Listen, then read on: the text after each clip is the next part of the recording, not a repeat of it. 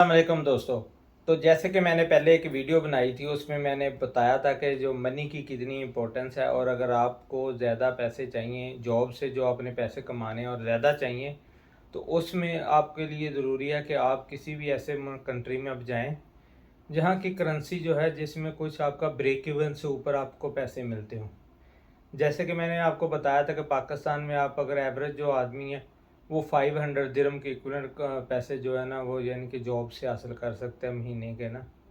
तो अगर आप इससे बाहर चले जाते हैं, जैसे कब यूएई आ जाते हैं या सऊदीया चले जाते हैं, कतर या ओमान, इस तरह के कंट्री, गल्फ़ कंट्री, ये एक्चुअली इजी एक्सेस है।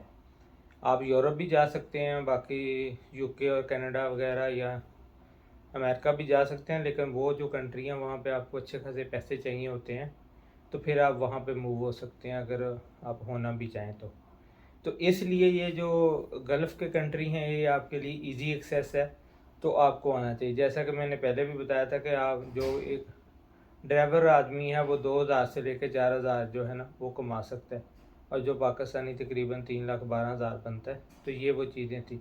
तो अब कुछ लोगों ने ये क्वेश्चन पूछे हैं कि क्या वहाँ कोई सेविंग होती है, वहाँ कोई टैक्स है, तो इस तरह के क्वेश्चन लोगों के आए हैं।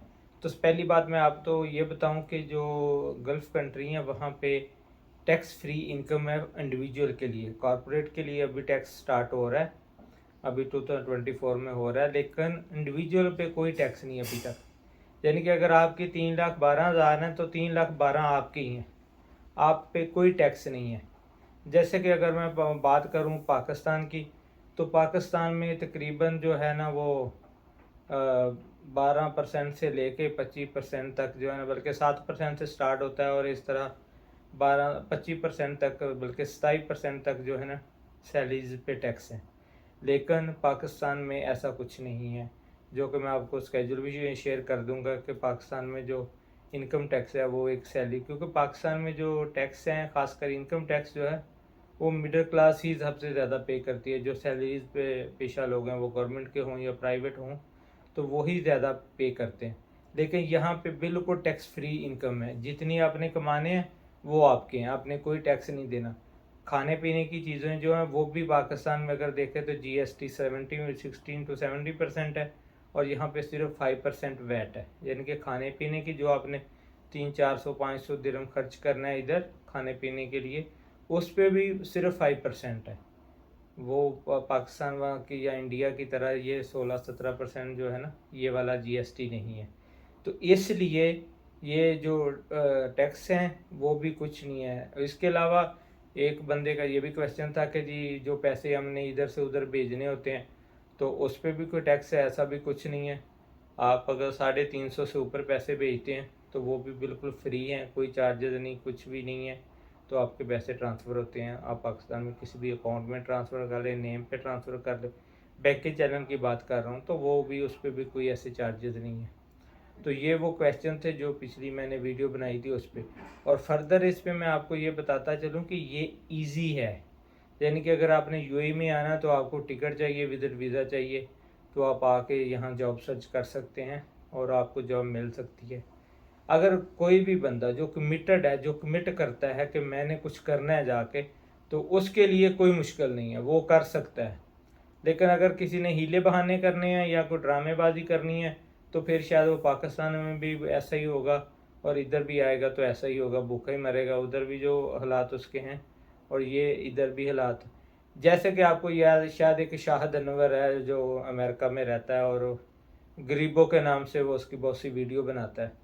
एक्चुअली उसका तरीकाकार तो गलत कह सकते हैं, लेकिन बातें उसकी सच्ची हैं कि पाकिस्तान में, या हम इंडिया की भी बात कर लें, तो ये जो हमारे 3-4 कंट्री हैं, वैसे तो वर्ल्ड वाइड ऐसा ही चलता है, लेकिन हम अपने कल्चर की बात करते हैं, क्योंकि हमारी फोकस है कि हमारी अपनी कम्युनिटी जो है वो थोड़ी सी इम्प्रूव हो, उनके हालात बेहतर हों।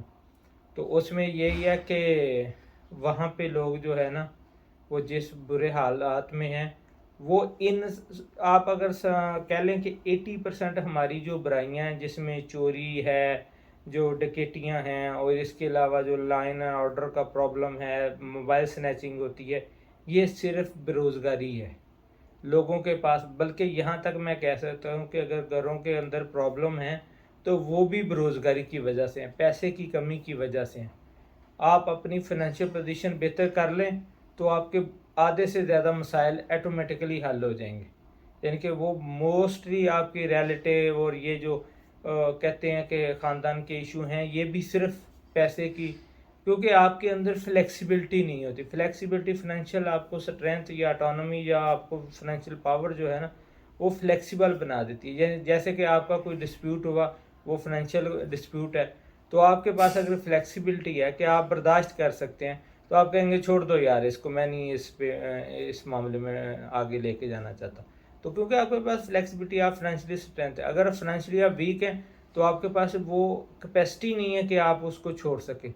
तो ये ऐसे ही है जैसे आप एक रोड पे एक अपोजिट साइड से दो गाड़ियां आ रही हैं, तो अगर तो रोड के नीचे उतरने की जगह है, यानी कि वो एक गाड़ी नीचे उतर सकती है या दोनों के पास स्पेस है, तो वो हो सकता है अगर एक नहीं उतार रहा तो दूसरा उतार के गुजार लेगा।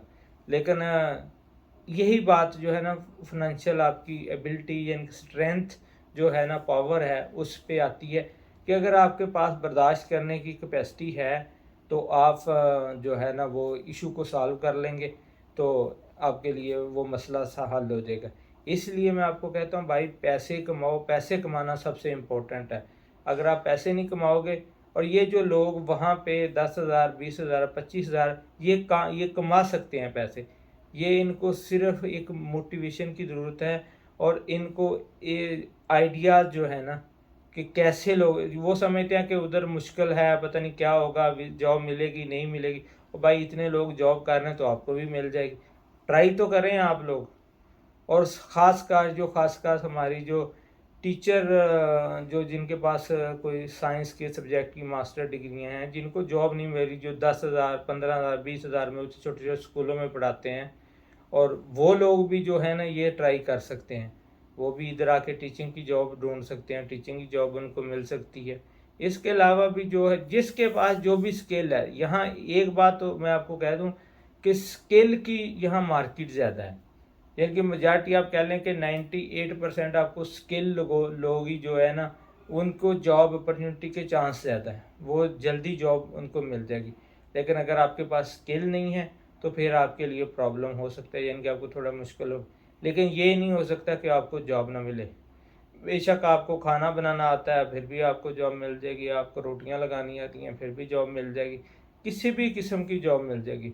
बाकी लेबर तो है ही है जो कि कंस्ट्रक्शन के अंदर इस्तेमाल होती है। इसके अलावा भी और बहुत सारे एरिया हैं।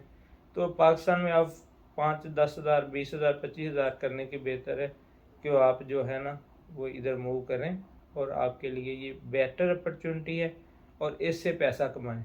और दूसरा ये है, जब आप ज़्यादा पैसा कमाते हैं ना, तो बेसिकली आप टाइम को सेव करते हैं। जैसे कि अगर आपने वहाँ पे 1 साल के अंदर अगर कोई 1 लाख कमाना, तो हो सकता है इधर आप 3 महीनों के अंदर वो वाला सेव कर लें, वहाँ जो आपने 1 लाख सेव करना था पूरे साल के अंदर। तो इसका मतलब है कि बाकी 9 महीने आपके पास और फर्दर सेविंग बढ़ जाएगी। और दूसरी एक है break even point. Break even point वो होता है जितने आपके खर्चे हैं उतनी आपकी अगर इनकम है तो आप ब्रेक इवन, यानी कि ना आपको फ़ायदा हो रहा है ना नुकसान हो रहा है। तो जहाँ अगर पाकिस्तान के अंदर आप इतने कमा भी रहे हैं जिससे आपका घर चल भी रहा है, तो आप ब्रेक इवन पे हैं, यानी कि आपको ना कोई सेविंग कुछ भी नहीं हो रही जिससे आप फ्यूचर कोई भी डिसीजन ले सकते हैं। क्योंकि आपका अगर शादीशुदा हैं तो आपके बच्चे हैं, आपको आगे उनकी एजुकेशन, फिर जो भी आगे के मामलात हैं वो करने हैं। तो इसलिए अगर आप वो ब्रेक इवन क्रॉस करते हैं, यहाँ आके आप वो ब्रेक इवन तो डेफिनेटली क्रॉस कर जाएंगे। यानी कि अगर आप वहाँ पे 50 कमाते हैं तो इधर आप 50 से ज़्यादा ही कमाएंगे। तो वो जो 50 आप वहाँ पे अपना एक नॉर्मल घर चला रहे हैं, जिससे भी चला रहे हैं, तो वो उससे ज़्यादा कमाएंगे तो वो आपकी सेविंग हो जाएगी। और उससे फिर आप जब सेविंग होगी तो फिर, क्योंकि जब बंदा फाइनेंशियली प्रॉब्लम से निकलता है तो फिर उसकी अकल काम करना शुरू करती है। जब आप प्रॉब्लम में हैं तो फिर तो दिमाग काम ही नहीं करता, आपके डेली मसाइल ही इतने ज़्यादा होते हैं कि वो कैसे आप उसको हल करें। तो इसलिए आप मेरी आपसे रिक्वेस्ट है कि भाई ये ट्राई करें। आप लाजमी नहीं कि आप यूएई के आएँ, सऊदीया आ जाएँ, ओमान, कतर, जो भी गल्फ़ कंट्री हैं, ये इजी एक्सेस है इसलिए मैं इनकी बात कर रहा हूँ। जाने को आप यूरोप भी जा सकते हैं, लेकिन यूरोप जो है वो बाकी चीज़ें उसकी मुश्किल हैं।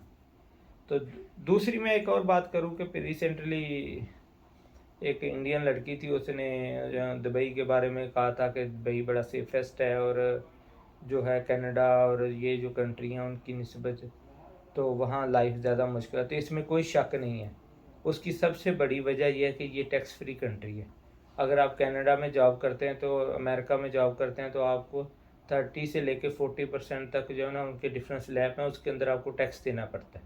यानी कि अगर आपने 100 रुपया कमाया, आपकी 10,000 सैलरी है, तो उसमें से 3,000 3500 जो है ना 4,000 वो तो आपके टैक्स में, इनकम टैक्स में निकल जाता है। बाकी तो जो जनरल सेल टैक्स है जो कि प्रोडक्ट पे लगता है वो तो आपने जितना कंज्यूम करना है वो लगना ही लगना है। इसके अलावा जो इनकम से लमसम निकल जाता है वो क्योंकि जॉब होल्डर जो लोग हैं वो एट सोर्स आपके पैसे कट जाते हैं। जैसे गवर्नमेंट जब जिस बंदे ने आपको पेमेंट करनी है उसने वो टैक्स काट लेना है। तो इसलिए ये कंट्री जो है, अगर आपके पास अच्छी जॉब आप मेहनत करते हैं तो यहाँ पे पैसा आप ज़्यादा सेव कर सकते हैं एज़ कम्पेयर टू यूरोप।